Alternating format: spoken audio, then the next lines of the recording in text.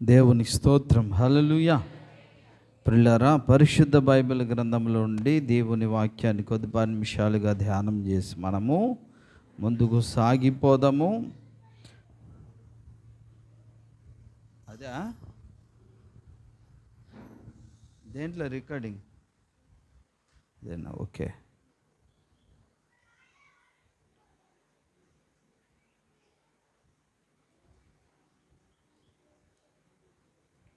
పరిశుద్ధ బైబిల్ గ్రంథములో నుండి ప్రసంగి గ్రంథము 7వ అధ్యాయము. ప్రియులారా, మనము 9వ వచనాన్ని చదువుదాము. ఆత్రపడి కోపపడవద్దు, బుద్ధిహీనుల అంతరింద్రియములందు కోపము సుఖ నివాసము చేయును. ప్రేమ కలిగిన మహాపరిశుద్ధుడా, కొద్దిపాటి నిమిషాలుగా నీ సన్నిధానములో ప్రభు నిన్ను ఆరాధించి పాటలు పాడి ఇలా వాక్య ధ్యానమకై మేము ప్రభువ ప్రారంభిస్తుండగా నీ దాసుని మరుగు చేసి కొన్ని విషయాలు మీరు నాతో మాట్లాడి నీ వాక్యం అనే ఉదకము చేత మాకు బాగుగా కడిగి పవిత్రించి పరిశుద్ధపరిచి నీ కొరకు ప్రభా ఫలించే బిడ్డలుగా స్థిరపరిచి బలపరిచి నడిపించి మహిమ పొందమని యేసు నామమున స్తుతిస్తూ ప్రార్థిస్తున్నాము తండ్రి, ఆమేన్. దేవుని స్తోత్రం. హల్లెలూయా. ప్రియ దేవుని బిడ్డలారా, ఆత్రపడి కోపపడవద్దు. ఏంటి కోపపడద్దంటే ఎలా? కోపపడద్దంటే ఎలాగండి? మనిషి అన్నాక కోపపడతాడా లేడా? ప్రియులారా, కోపము అనేది మానవునికే కాదు, జంతువులకు కూడా కోపం అనేది ఉంటుంది. అది సహజ లక్షణం, అవునా కాదా? కనుకనే చూడండి, కుక్కకు కూడా కోపం వస్తుంది. తోకమట్టండి, నిన్ను కరవడానికి వస్తుంది. కోతి కూడా కోప్పడుతుంది, ఎద్దులు కూడా, ఏనుగులు కూడా కోప్పడతాయి. అలాగే మనుషులు కూడా కోప్పడతారు. కోపం అనగా సహజ లక్షణం. నిద్ర, ఆకలి ఎలాగైతే సహజ లక్షణమో కోపము కూడా సహజ లక్షణమే. మరి ఆత్రపడి కోపపడవద్దు అంటుంది మళ్ళీ లేఖనం. అయితే ప్రియ దేవుని బిడ్డలారా, జంతువులే కాదు, మనుషులే కాదు, దేవుడు కూడా కోపపడ్డాడు. మనము అనేక సందర్భాలలో యేసయ్య కోపపడుతున్నట్టుగా మనం చూస్తున్నాం. చూడండి, క్రొత్త నిబంధనలో యేసుక్రీస్తు వారు ఆ దేవాలయంలో క్రయ విక్రయములు జరిగిస్తున్న వారిని చూసి అప్పుడు కోపపడ్డాడు. చూడండి ఒకసారి, మార్కు సువార్త 3వ అధ్యాయము 4-5 వచనాలు చదువుతుంటే ప్రిల్లర్ మనకు వారిని చూచి విశ్రాంతి దినమున మేలు చేయుట ధర్మమా, కీడు చేయుట ధర్మమా, ప్రాణ రక్షణ ధర్మమా, ప్రాణ హత్య ధర్మమా అని అడిగాను. అందుకు వారేమయ్యారట? ఓరకుండిరి. అయితే ఆయన వారి హృదయ కాఠిన్యమునకు దుఃఖపడి కోపముతో వారిని కలియజూచి ఏం పడ్డాడట? కోపముతో. యేసయ్య కూడా కోపడ్డాడు. దేవుని స్తోత్రం. హల్లెలూయా. యేసయ్య కూడా కోపడ్డాడు. ప్రియదేవుని బిడ్డలారా, కనుక కోపం అనేది సహజ లక్షణము అయినప్పటికీ, అయితే ఆ కోపము ఎంతవరకు ఉండాలి అనేది బైబిల్ సెలవిస్తుంది. చూడండి, మనకు మా ఎఫెసీయులకు రాసిన పత్రిక 4వ అధ్యాయము 26వ వచనములో కోపపడుడి గాని పాపము చెయ్యకుడి.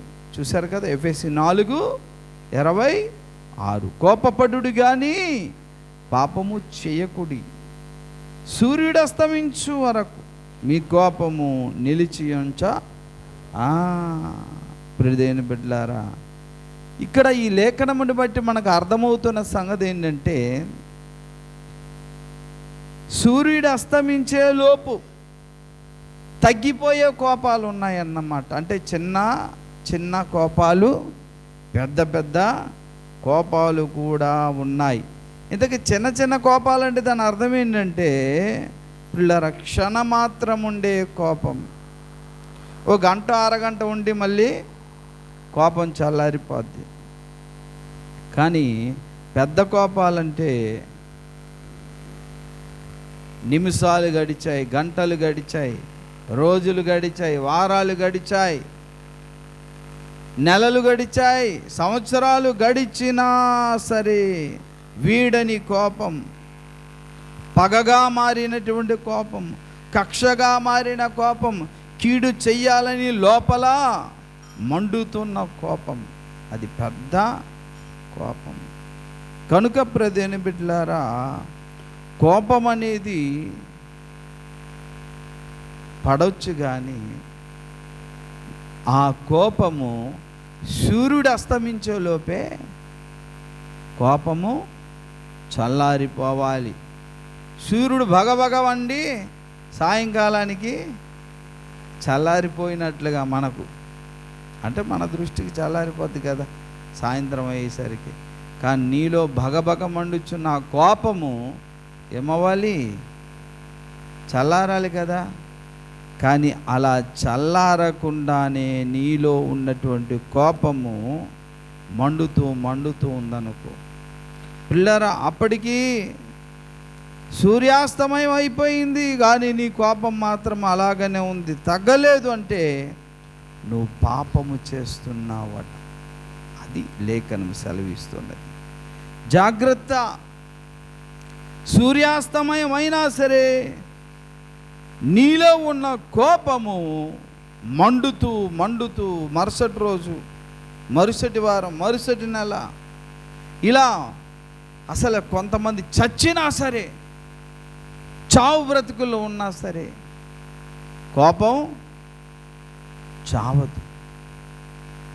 అది కోపిష్టోడి లక్షణం. అసలు నువ్వు కోపిష్టోడివి కాదప్పుడు. సూర్యాస్తమయం తర్వాత నీ కోపం చల్లారిపోవాలి. సూర్యాస్తమయం లోపే సూర్యుడు చల్లారినట్లుగా దేవుని బిడ్డవైతే నీలో ఉన్న కోపం చల్లారిపోద్ది. సూర్యుడు అస్తమించక మునిపే నీ కోపం చల్లారిపోవాలి, నీ కోపం అస్తమించిపోవాలి.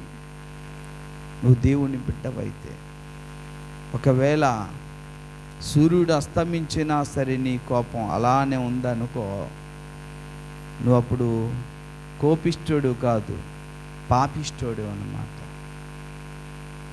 అది కోపం కాదు, అది పాపం. ప్రియులారా, యేసయ్య కూడా కోపపడ్డాడు, భక్తులు కోపపడ్డారు. అయితే ఆ కోపములో ప్రేమ ఉంటుంది. ప్రదేని బిడ్డలారా, దేవుని స్తోత్రం, హల్లెలూయా. యేసయ్యకు వచ్చిన కోపం దైవికమైన కోపం. అందులో పగ ఉండదు, ప్రేమ మాత్రమే ఉంటుంది. ప్రదేని బిడ్డలారా, దేవుని ప్రేమ న్యాయమైనది, దేవుని కోపము న్యాయమైనది. మన కోపము కూడా ఇతరులు బాగోగుల కొరకు కోపడాలి తప్ప ఇతరులు నాశనం అవ్వాలనుకొని మనలో కోపంతో మండిపడకూడదు. అందుకే పిల్లలు, అసలు కోపము ఏం చేస్తుందట? బుద్ధిహీనుల అంతరింద్రియముల యందు కోపము నివాసం కాదు, మళ్ళీ సుఖ నివాసం చేయును. అర్థమవుతుందా?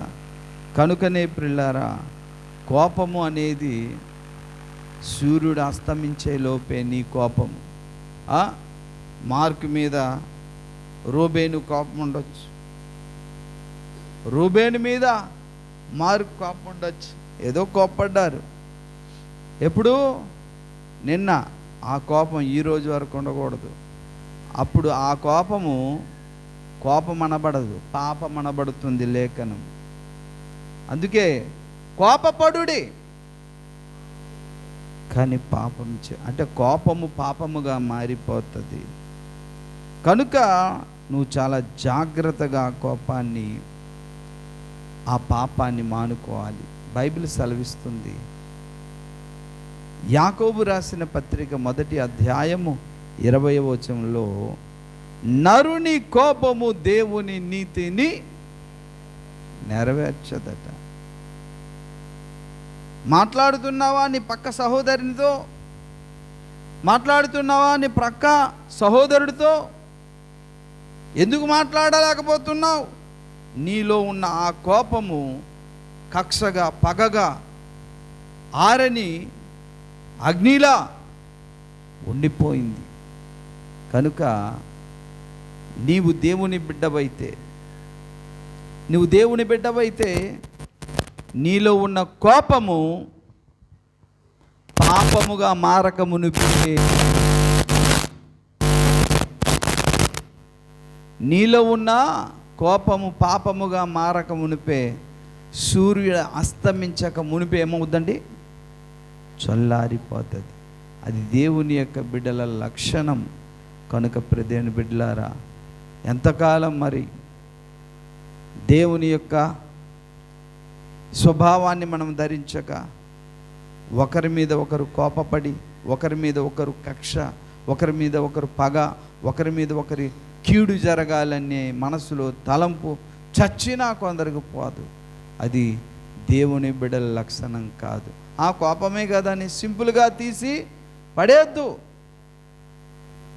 ఎందుకంటే నరుని కోపము దేవుని నీతిని నెరవేర్చదు. ఏంటి నెరవేర్చుకుంటుంది? కోపము తన ఆశని నెరవేర్చుకుంటుంది, కీడును నెరవేర్చుకుంటుంది. ఆ కోపము కక్షను నెరవేర్చుకుంటుంది, ఆ కోపము అసూయను నెరవేర్చుకుంటుంది. అందుకే నరుని కోపము దేవుని నీతిని నెరవేర్చదు. సహోదరి వచ్చింది, స్వాతి, అన్నయ్య నేను ఒక వ్యక్తితో చాలా కాలం నుండి నేను మాట్లాడట్లేదు, కోప్పడ్డాను, నేనేటి చేయాలన్నయ్య అన్నారు. సమాధాన పడాలమ్మా, పోనీ ఎలా పడాలన్నారు. ఎలా పడాలేంటి? వెళ్ళు పలకరించు, అక్క బాగున్నావా అంటే ఆమె ఆశ్చర్యపోతుంది. అక్క నేను నీ పట్ల ఏదైనా తప్పు చేస్తే నన్ను క్షమించక్క అని ఒక్క మాట అన్నాను. ఆ మాటకి ఐసులా కరిగిపోద్ది ఎవరైనా. సరే ఆమె అన్నారో లేదో వెళ్ళి చెప్పావా? చెప్పొచ్చిన తర్వాత అన్నయ్య ఆమె చాలా సంతోషించింది అన్నయ్య. ఆమె తిరిగి వచ్చి నాతో చెప్పింది. అలాగేంటంటే మన మధ్య ఎవరికైనా ఎవరి మీదైనా కోప్పడ్డామంటే వారి బాగోగుల కొరకే. ఆ కోపముల ప్రేమ తప్ప పగ ఉండకూడదు. అది యేసయ్య మనకు నేర్పించాడు ఆ పాఠాన్ని. శాస్త్రులు పరిచయుల మీద కోప్పడినా సరే దేనికోసం అండి? ఆ కోపంలో ఏముంది? యేసయ్యలో ప్రేమ ఉన్నది, న్యాయం ఉన్నది, పరిశుద్ధత ఉన్నది. కానీ ఏళ్ళు గడిచినా నీ కోపము ఆ వ్యక్తి మీద తగ్గలేదు అంటే అది కోపం కాదు, పాపం. నువ్వు కోపిష్టోడివి కాదు, ఏంటి? పాపిష్టోడివి.